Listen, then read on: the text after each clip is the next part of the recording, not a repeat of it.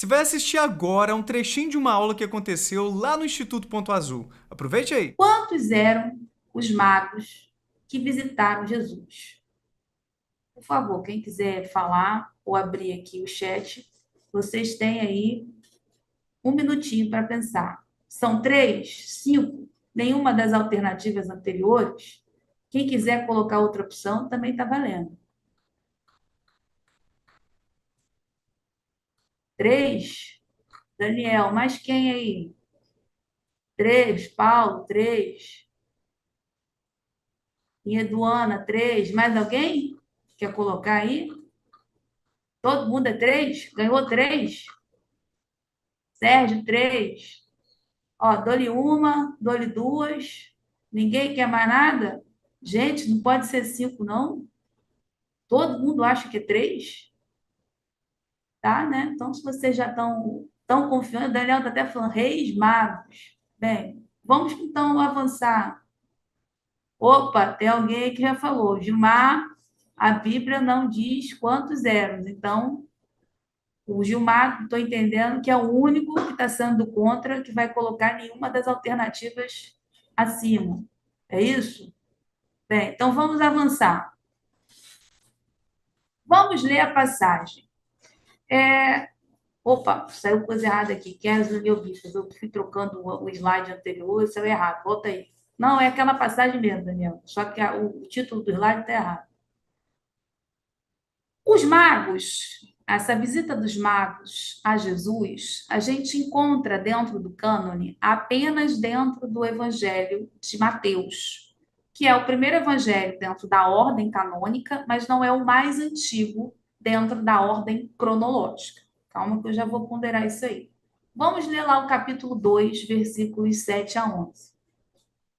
Então, Herodes, chamando secretamente os magos, certificou-se junto deles que qual o momento em que se tornara visível o astro. E enviando-os para Belém, disse-lhes: Ide lá e informai-vos com exatidão acerca do menino. Quando encontrardes, mandai-me dizer, perdão, para que também eu vá prostrar diante dele. Tendo eles ouvido o rei, partiram, e eis que o astro que tinham visto no Oriente os conduziu até que, chegando ao seu destino, parou por cima do lugar onde estava o menino. Vendo o astro, os magos sentiram intensamente uma enorme alegria. E entrando na casa, viram um menino com Maria, sua mãe, e caindo ao chão, prostaram-se diante dele e abriram as suas caixas de tesouros, oferecendo-lhes presentes: ouro, incenso e mirra. Então, bem, foi o Gilmar o único que acertou. Parabéns, Gilmar. Você está atento aí ao que os textos canônicos estão falando. Não há uma menção, uma única menção ao número de magos. Agora, vocês repararam na minha pergunta? Eu perguntei o seguinte: quantos eram os magos que visitaram Jesus? O texto não faz menção também aos reis magos, como a tradição ponderou. Então, o único texto canônico que faz menção à visita de magos ao menino Jesus, independente da gente discutir agora ou não se essa narrativa é fato ou mito, que é um mito, mas a gente já vai chegar lá, a gente percebe que essa ideia de três reis magos é um mito, é uma tradição inventada em cima do texto. Mas você, desde os seus primeiros anos de vida, está acostumado lá com o presépio a ver três reis magos, o símbolo da coroa bonitinho, sinalizando que esses magos, além de magos, eram reis e três que visitaram Jesus. Isso é tão assim, eu acho tão cômico, porque a gente normaliza tanto, e o mito é isso, essa é a força do mito. Você normaliza tanto que, muito embora a Bíblia seja um conjunto de textos que é mais publicado e que mais circula dentro do Ocidente, a maioria das pessoas ignoram por completo essa narrativa bíblica, ficando com a informação, com a herança visual do presépio. É o presépio que dá a informação de que eram três reis magos. Mas o texto, o único texto canônico, não traz essa informação. Agora, para que vocês não entrem em desespero e falem assim, caramba, ela está dizendo que não estou andando lendo a Bíblia. Esse é um ponto fantástico entre as primeiras gerações de cristãos. Olha isso aí. Avança, por favor, Daniel. Esse é um afresco de uma catacumba chamada Catacumba de Domitila, que está em Roma e é datada do século IV da Era Comum. O texto do Evangelho de Mateus é datado por volta de finais do século I da Era Comum, ou seja, você tem cronologicamente a produção primeiro dos textos, as 7 cartas de Paulo, que é 1 Coríntios, 2 Coríntios, Gálatas, 1 Tessalonicenses, Filipenses, Filemon, tá?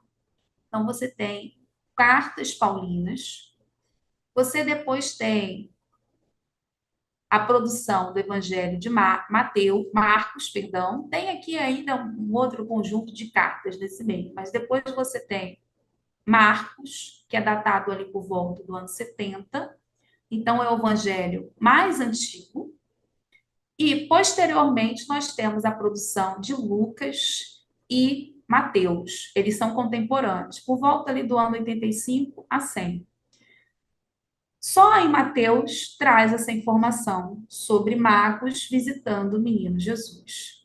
Então, passado 3 séculos, lá no século IV, tem cristão, discutindo quantos eram os magos que visitaram Jesus. E para eles, eram 1, 2, 3, 4. Olha que dado fantástico.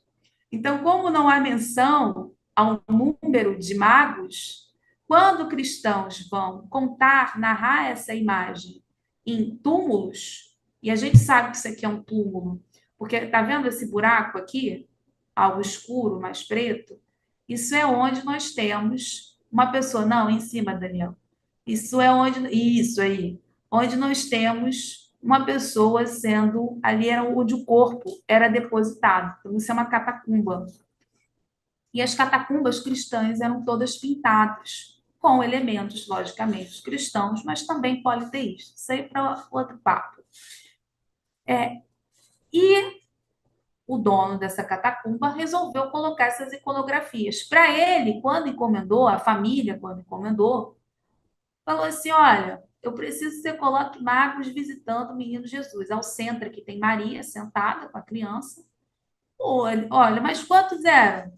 Ah, eram magos. Ah, então eles estavam colocando aí, ó, 4. Avança, por favor.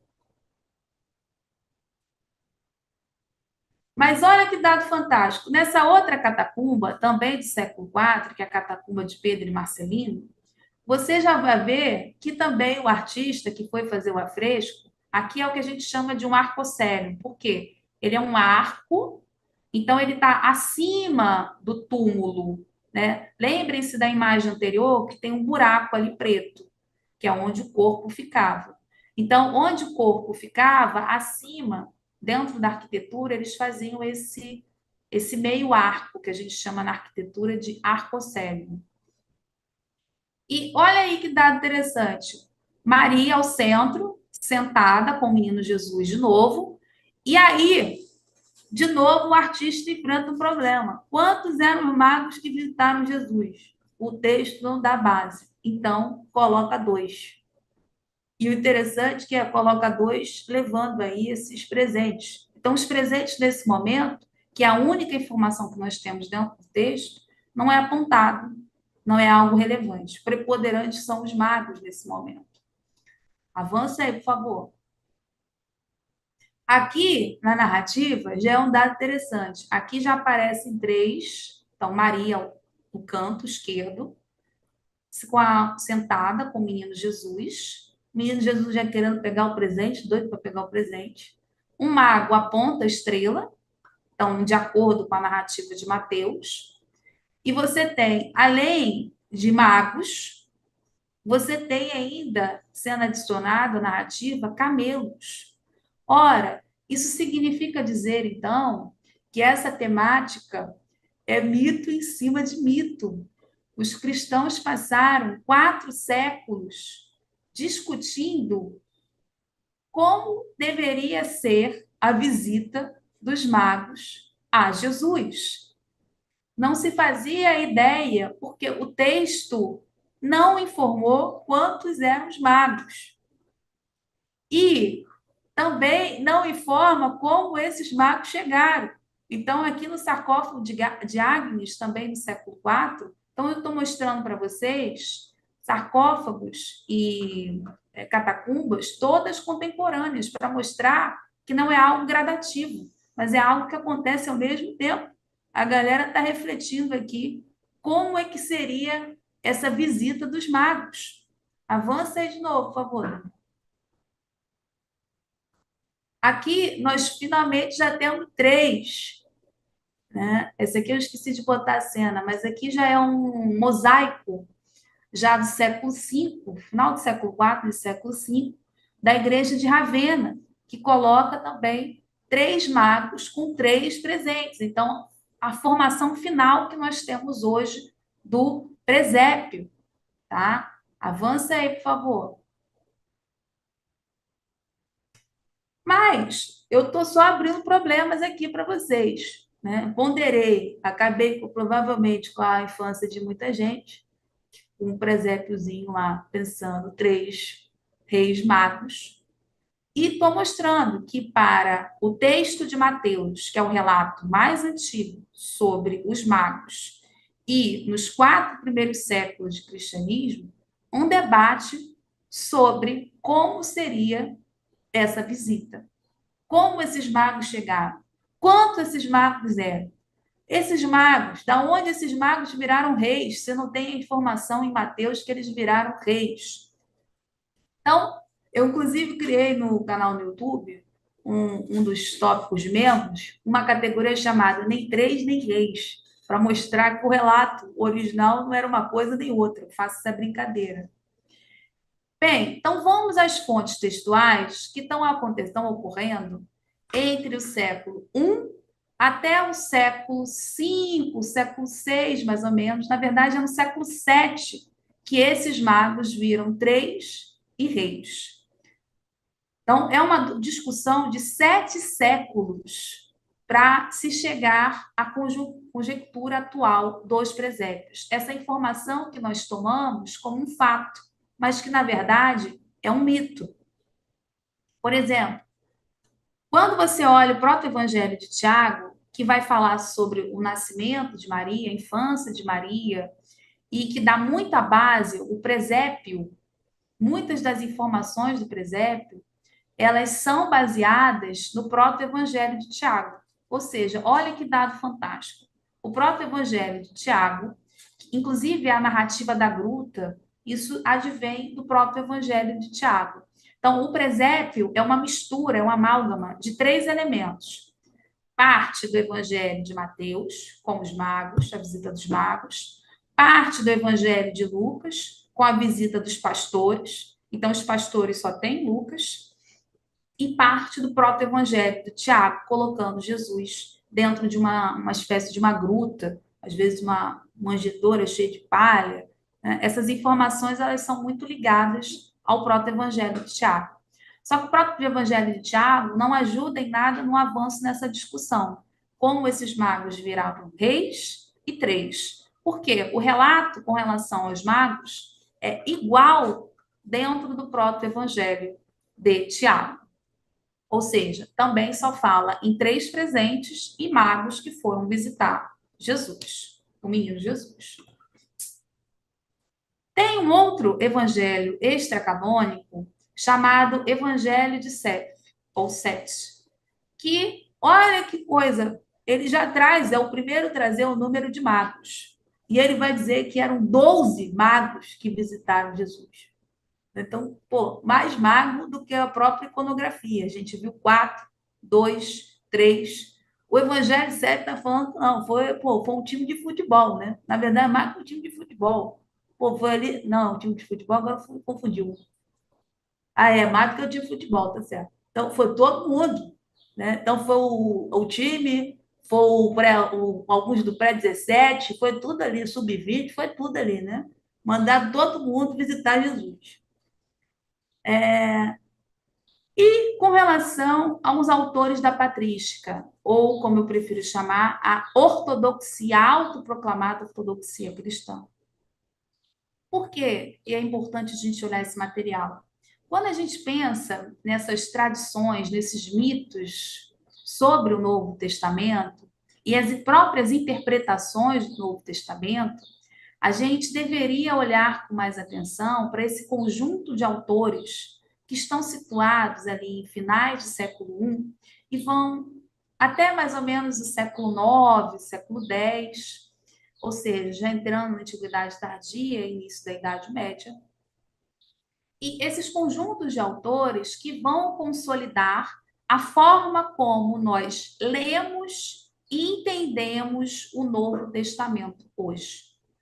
Então, mais do que a gente ter o cuidado de ler esses textos, esses conjuntos de textos, esses 27 livros que compõem o chamado Novo Testamento, nós deveríamos olhar para esses autores, porque essa ideia de 3 reis magos, a interpretação de que dar a outra face, ou dai a César o que é de César, como um Jesus que é conivente com o Império Romano, entre outras leituras, ou o Jesus como Messias prometido, tudo isso está sendo formatado e muito bem definido por essa patrística, ou essa autoproclamada ortodoxia cristã, que não significa dizer que não tenha ecos dentro dos textos do Novo Testamento, até porque os textos do Novo Testamento vão ter sua finalização de redação no século II.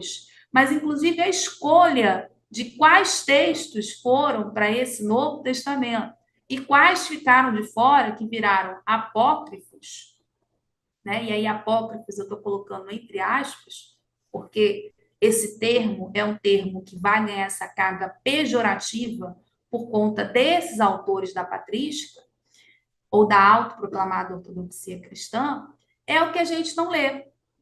A gente fica, às vezes, acostumado a fazer a Bíblia de enfeite, a Bíblia de um elemento de proteção contra o mal olhado, por exemplo, aí já abre até naquelas passagens específicas, Salmo 91, por exemplo, se acostuma com as informações que vêm de filmes, que vêm de cinema, que vêm das artes, que vêm das igrejas, mas nós não buscamos ler cronologicamente esses textos, o que dirá entender quem criou, quem condensou, quem criou essa receita de bolo de como ler esse Novo Testamento e como interpretar esses textos que jamais foram pensados para serem lidos em conjunto e nem muito menos para serem lidos nessa ordem. Então, isso é uma invenção, uma construção da patrística. Então, aproveitando que a aula é sobre fatos e mitos, o primeiro fato aí é o Novo Testamento como uma criação, tá, dessa patrística. Ora, então nós estamos dizendo aqui, ou melhor, eu estou dizendo para vocês, que a narrativa de nascimento sobre Jesus, inclusive a narrativa dos magos, ela é espelhada dentro de um ambiente cultural grego em que todo grande herói precisava ter um nascimento fantástico. Então, os evangelhos, o gênero evangelho, é um gênero que se aproxima das epopeias. É um gênero que se apropria, ou se aproxima, melhor falando, de trabalhos como Ilíada, tá? De Homero. E Jesus, então, precisava ter essa narrativa grandiosa. Então, eles vão cantar passagens que possam dizer que Jesus é esse verdadeiro Messias, mas um Messias aí já dentro de um universo grego, ou seja, como um homem divino, que é uma categoria, um conceito para esses heróis, esses semideuses, enfim, deuses, magos, poderosos, para mostrar que ele é um herói, ele não é um reles mortal. E há um problema aí, porque as passagens que eles vão catar, vão fuçar dentro dessa Bíblia hebraica, pá, Septuaginta, não tem rei, não tem mago, tem reis, reis que visitaram, então reis que fazem visitas.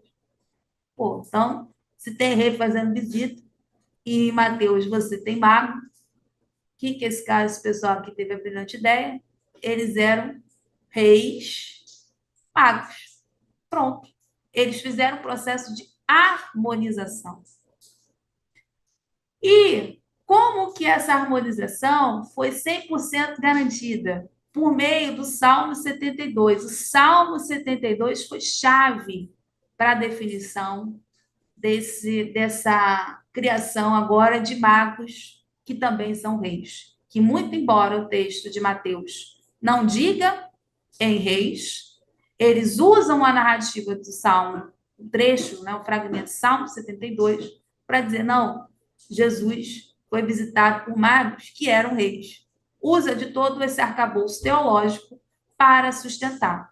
E aí se bate o martelo no século VII, com Beda, um autor já medieval, em que vai dizer que além de serem três, além de terem reis magos, perdão, eles eram três. E qual é o argumento que ele vai usar para isso? Que eram três presentes. Pronto, está resolvido. Daí nasceu o mito de que esses reis, esses magos eram reis e três. Tá? Então, assim, nós vemos uma costura de longa duração para o mito da visita dos três reis magos.